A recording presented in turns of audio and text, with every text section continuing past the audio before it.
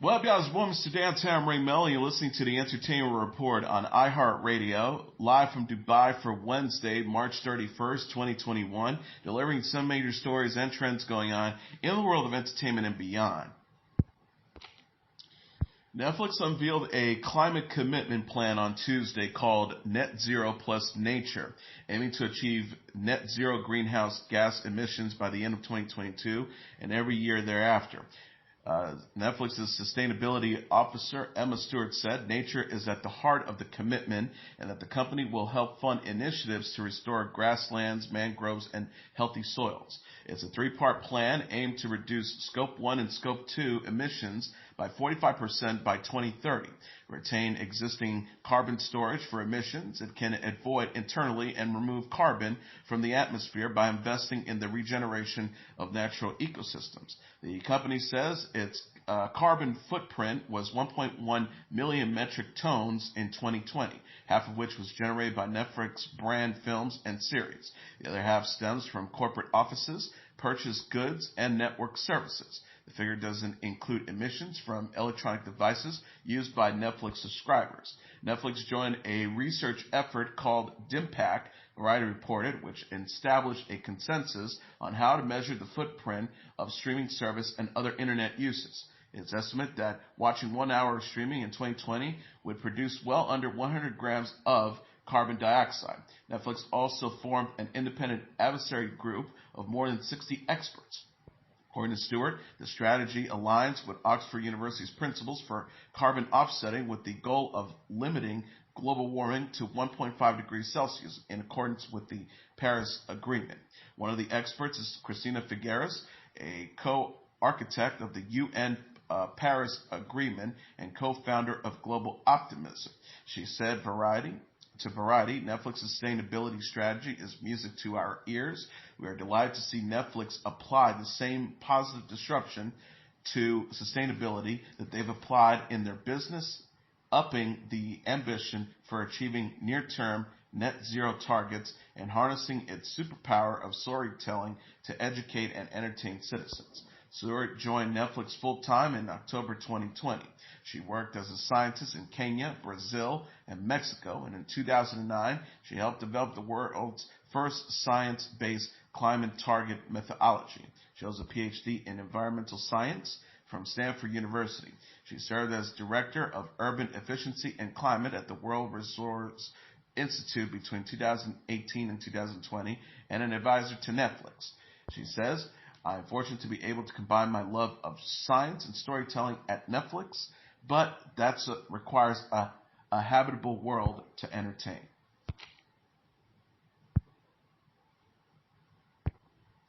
The Academy of Canadian Cinema and Television announced on Tuesday the nominees for the 2021 Canadian Screen Awards, with Schitt's Creek leading the field with 21 nominations.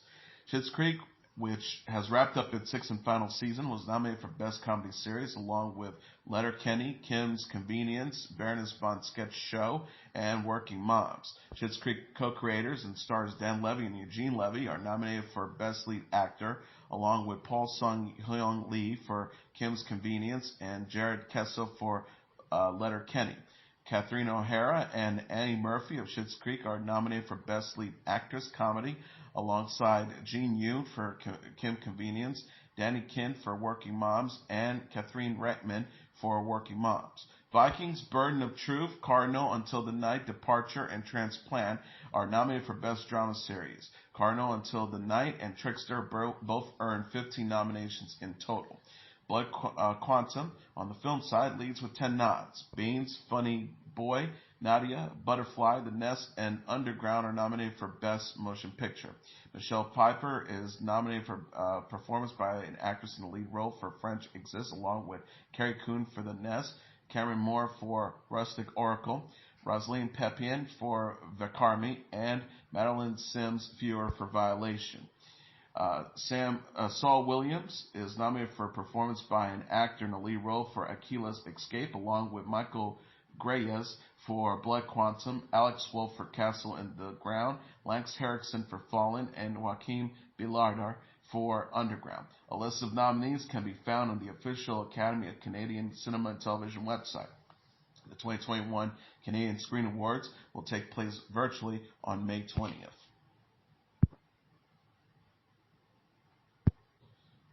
Chris Rock is trying to track down a copycat killer modeling themselves after Jigsaw in the new trailer for Spiral from the Book of Saw. Rock plays Detective Ezekiel Zeke Banks, who's on the case with his rookie partner portrayed by Max Minghella in the clip released on Tuesday. A criminal mastermind has started taking victims using gruesome traps following the death of Jigsaw. Rock then goes to his father, Marcus, for help, a former police veteran played by Samuel L. Jackson. Rock soon finds himself trapped in the killer's game and Jackson getting captured and placing inside a deadly contraption. Spiral from the Book of Saw is coming to theaters on May 14th. The horror film recently moved up its release date from May 21st. Spiral from the Book of Saw was originally going to come out in 2020 before it was delayed due to the COVID-19 pandemic. Daryl Lynn Bossam, who directed Saw 2, 3, and 4, is helming the film.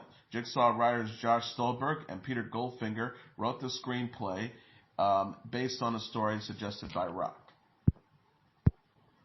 Armie Hammer has been dropped from the Cold War thriller The Billion Dollar Spy from filmmaker Ama Astang.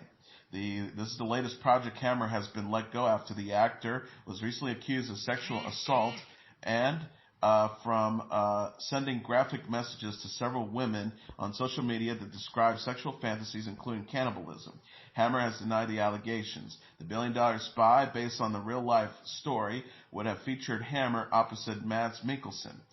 Hammer was set to portray a new arrival at the Moscow station of the CIA named Brad Reed, who becomes friends with Mikkelsen's Adolf Toklov, a Soviet engineer.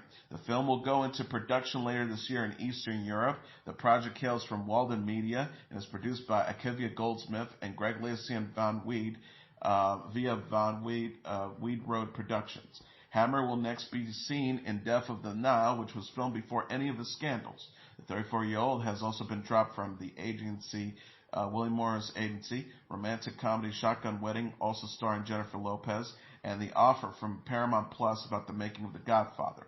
Hammer was accused of sexual assaulting a 24-year-old woman identified only as Effie, who said recently at a news conference alongside her attorney Gloria Allred that the actor violently raped her. Effie says, "I tried to get away, but he wouldn't let me. I thought that he was going to kill me." An attorney for Hammer said in a statement, Mr. Hammer has maintained that all his interactions with Effie and every other sexual partner of his, for that matter, has been completely consensual, discussed and agreed upon in advance and mutually participatory.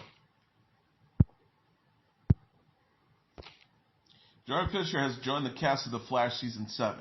Variety reported Tuesday that Fisher will play Bart Allen, a.k.a. Impulse, on the CW. Bart is the future son of Barry Allen, played by Grant Gustin, a.k.a. The Flash, and Iris West Allen, played by Candace Patton.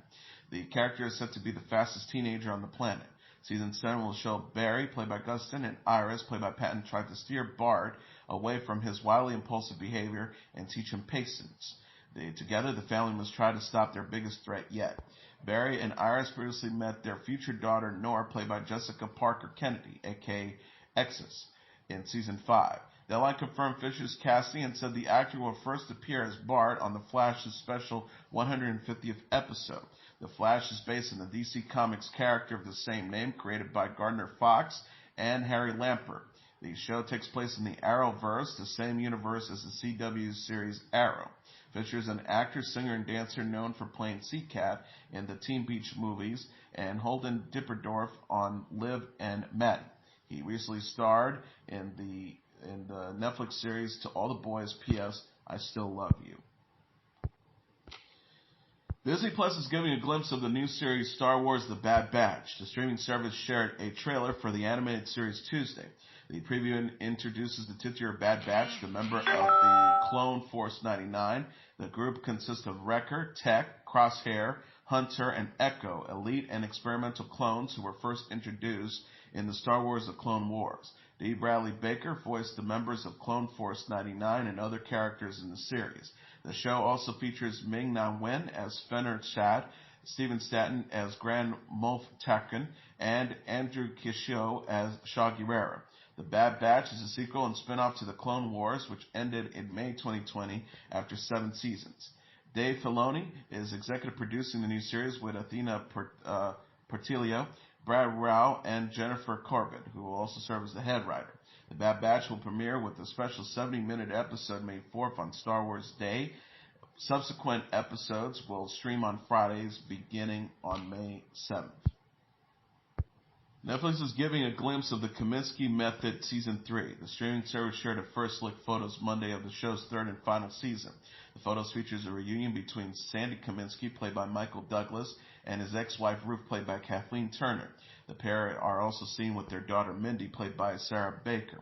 The Kaminsky Method follows Sandy, an aging actor and acting coach, as he navigates the challenges of growing older. In addition, Sandy's life becomes more complicated when his ex-wife, played by Turner, comes to L.A. to spend time with Mindy, played by Baker, and her boyfriend, Martin, played by Paul Reiser. Season 3 will be the first without Alan Arkin, who played Sandy's friend, Norman Newlander.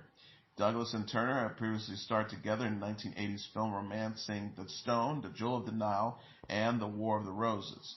The Kaminsky Method is created by Chuck Lorre. Season 3 will premiere May 28th on Netflix. Lorre said in July, the Kaminsky Method has been a true passion project for me. It's been an incredible experience to see the warm response from both audiences and critics.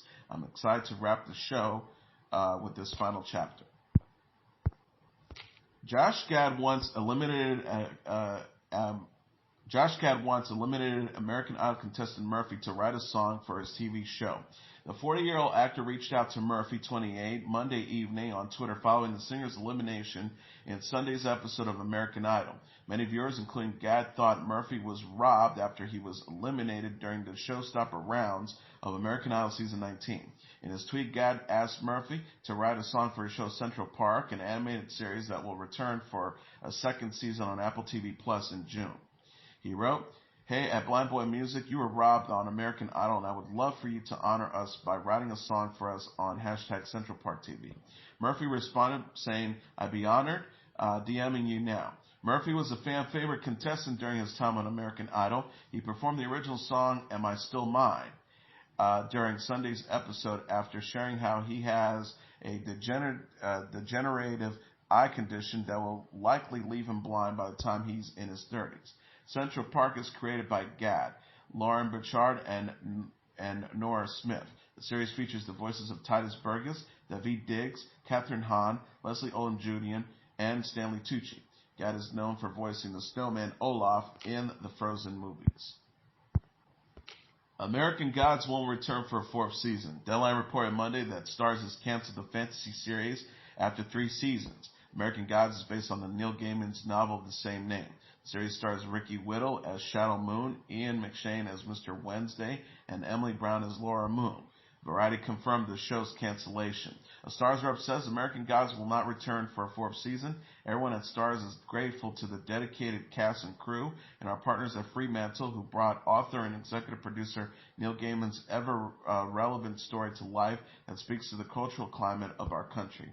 News of the cancellation comes a little over a week after the show's season 3 finale. Entertainment Weekly said multi-platform viewership declined 65% from season 1 to season 3. Sources said there are discussions about an event series or TV movie to wrap the series. Gaiman also has the series Good Omens at Amazon Prime Video. The author is also working on a Netflix adaptation of his comic book series The Sandman, starring Tom Sergeridge and Gwendoline Christie. Netflix is giving a glimpse of the new series Shadow and Bone. The streaming service shared a trailer for this fantasy series Tuesday featuring Jessamy Lee as Alina Starkov, an orphan and soldier who learns she is a Grisha, a person with the ability to manipulate the elements. The preview shows Alina discover her powers to summon light and go to training with the Grisha, led by Darkling, played by Ben Barnes. The Darkling wants Alina to help him destroy the Fold, a growing area of darkness filled with monsters. The series co-stars Freddie Carter as Kaz Breaker, Amita Sulman as Anisha Kaffa, Kit Young as Jesper Falhi, and Archie Renault as Malin May Orsak. Netflix released the first look photos for the show in January. Shadow and Bone is based on Shadow and Bone and Six of Crows, two novels in Lee Bardugo's Grishaverse book series. Shadow and Bone premieres April 23rd on Netflix. George R.R. Martin announced Tuesday that his hit fantasy franchise Game of Thrones will be making its stage debut on Broadway and London's West End. The play is expected to debut in 2023 and will focus on the great tourney of Harrenhal, an event that took place more than a decade before the events of the Game of Thrones HBO series. The project is yet to be titled. The official description of the play reads, the play will for the first time take audiences deeper behind the scenes of a landmark event that previously was shrouded in mystery. Featuring many of the most iconic and well-known characters from the series, the production will boast a story centered around love, vengeance, madness, and the dangers of dealing in prophecy, in the process revealing secrets and lies that have only been hinted until now. Lungs and Every Brilliant Thing playwright Duncan Macmillan has signed on to pen the play with Martin, and the Cartier director Dominic Cooks will helm the project. Macmillan says he has been working on the script with Martin during the COVID-19 pandemic lockdown. Simon Painter, Tim Lawson, Vince Giraldis, Jonathan Sanford, and Kilburn Live are listed as producers. Martin said of the play, the seeds of war are often planted in time of peace. Few in Westeros knew the carnage to come when highborn and small folk alike gathered at Harrenhal to watch the finest knights of the realm compete in a great tourney during the year of the false spring. He also added it's a tourney oft referred to during HBO's Game of Thrones, and in many novels, A Song of Ice and Fire, and now at last we can tell the whole story of the stage. Martin has written 5 novels for his as-of-yet untitled A Song of Ice and Fire series, for which HBO produced the 8-season Game of Thrones series, which concluded in 2019. The premium cable network is working on developing 4 spin-off series: House of the Dragon, 9 Voyages, aka Sea Snake, 10,000 Ships, and Flea Bottom. And finally, Ariana Grande has joined The Voice as a coach in season 21. The 27-year-old singer and actress confirmed Tuesday that she will replace Lake Jonas as a coach in a new season. Grande will join returning coaches Kelly Clarkson, John Legend, and Blake Shelton. She wrote on Instagram, "Surprise, I'm beyond thrilled, honored, excited to be joining at Kelly Clarkson, at John Legend, at Blake Shelton next season, season 21 of at NBC The Voice, at Nick Jonas, we will miss you." Legend responded on Twitter. He wrote, "So excited to welcome Ariana to our Voice family." Grande also confirmed the news in a statement. She says, "I'm so honored and excited to join the Voice family. I've been a huge fan of the show for such a long time. I can't wait to go head-to-head with these incredible coaches, get to know these new artists, and help to take their craft to the next level."